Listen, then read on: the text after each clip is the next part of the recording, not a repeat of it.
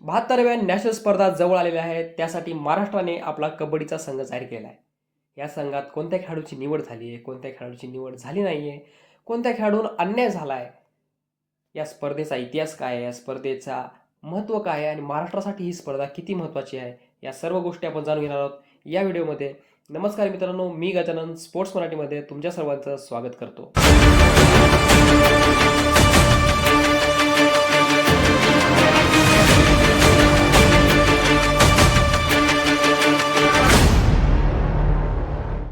सर्वप्रथम 72व्या नॅशनल कबड्डी चॅम्पियनशिपची स्पर्धा होणार कुठं आहे?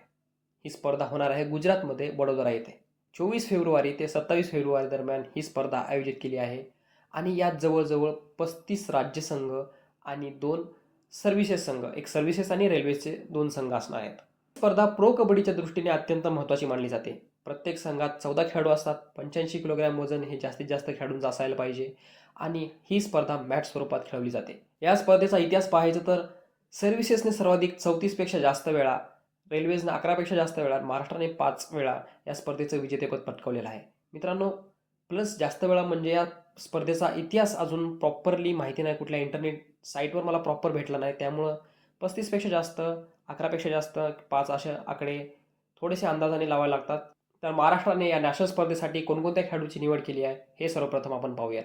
असलम इनामदार ठाणे ग्रामीण, अजित चव्हाण पुणे ग्रामीण, आदित्य शिंदे अहिल्यानगर, शिवम पठारे अहिल्यानगर, सौरभ राऊत अहिल्यानगर, सौरभ फगरे कोल्हापूर, दादोसा पुजारी कोल्हापूर, सुरेश जाधव पुणे ग्रामीण, साईप्रसाद पाटील कोल्हापूर, अलकेश चव्हाण छत्रपती संभाजीनगर, संकेत सावंत मुंबई शहर पूर्व, अनुज गावडे पुणे ग्रामीण, जयेश महाजन नंदुरबार, आदित्य पवार कोल्हापूर, असलम इनामदार ठाणे ग्रामीण.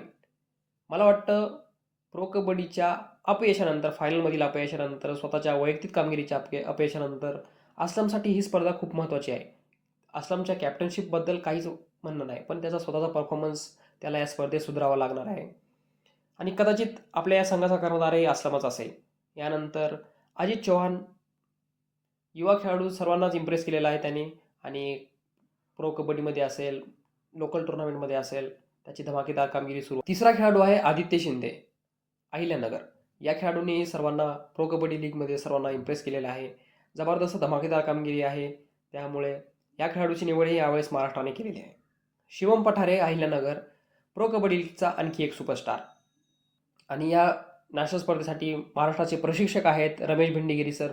खूप अनुभवी खेळाडू आहेत, खूप अनुभवी प्रशिक्षक आहेत, त्यामुळे यांची निवड तरी मला योग्य वाटते. आणि अक्षय जाधव या संघाचे व्यवस्थापक असतील. महाराष्ट्राच्या या संघामध्ये सर्वाधिक म्हणजे कोल्हापूर विभागातनं 4 खेळाडू आहेत, अहिल्यानगर विभागातनं 3 खेळाडू आहेत, तर पुणे ग्रामीण विभागातनं 2 खेळाडू आहेत. माझं वैयक्तिक मत सांगायचं झालं तर संघ चांगला आहे, खेळाडू चांगले आहेत आणि महाराष्ट्राचा हा संघ मागच्या काही वर्षाच्या तुलनेत चांगला दिसतोय. त्यामुळं आपण सर्वांनी या संघाला सपोर्ट करावा. आणि कोणत्या खेळाडूंची निवड झाली नाही किंवा त्या खेळाडूवर अन्याय झाला आहे. खरं तर मी कबड्डीचा खूप मोठा अभ्यासक नाही, पण तरी देखील माझ्या नजरेसमोर 4-5 खेळाडू आहेत ज्यांची निवड झाली नाही किंवा त्यांच्यावर अन्याय झाला असं म्हणता येईल. एक म्हणजे आकाश शिंदे, दुसरा अजित पवार, साहिल पाटील आणि विशाल ताटे. हे 4 खेळाडू नक्कीच संघात जागा डिझर्व करत होते, पण शेवटी खेळाडू 14च खेळवायचे आहेत, त्यामुळं सर्वच खेळाडूंना या संघात बसू शकत नाही. तर आणखी काही खेळाडू आहेत जे महाराष्ट्राकडनं न खेळता रेल्वे संघाकडनं खेळतात, म्हणजे रेल्वेत त्यांची नोकरी असल्यामुळे ते रेल्वे संघाकडनं खेळतात. असे काही खेळाडू पंकज मोहिते, अजिंक्य पवार आणि शुभम शिंदे. प्रो कबड्डी लीगचे हे सुपरस्टार खेळाडू महाराष्ट्राकडनं खेळताना दिसणार नाही आहेत. तर हा होता आपला नॅशनल स्पर्धेसाठीचा व्हिडिओ. मित्रांनो, आशा आहे तुम्हाला हा व्हिडिओ आवडला असेल. महाराष्ट्राच्या संघाला खूप खूप शुभेच्छा.